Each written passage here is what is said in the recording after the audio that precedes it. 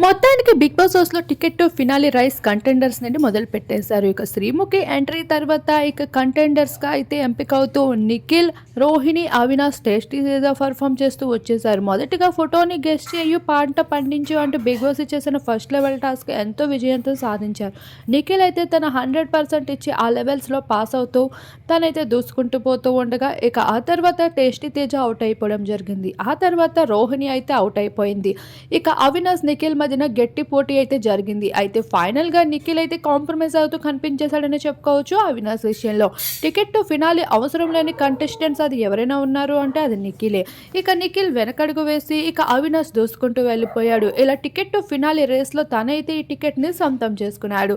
మరి అవినాష్ ఈసారి win అయ్యడం okay. కానీ ఈ వారం నామినేషన్ నుండి సేవ్ అయితే తను డైరెక్ట్‌గా టాప్ 5లోకి వెళ్ళిపోతాడు. లేదంటే తను ఇంకా హౌస్ నుండి ఇంటికి వెళ్ళిపోవడమే లగేజ్ సర్దుకుంటూ. మరి టికెట్ టు ఫినాలే రేస్ అవినాష్‌కి రావడంపై మీ అభిప్రాయం ఏంటి అనేది తప్పకుండా కామెంట్ చేయండి. అలానే ఈరోజు పృథ్వీ అలానే టేస్టీ తేజ డేంజర్ జోన్‌లో ఉన్నారు సాటర్డే ఎపిసోడ్‌కి.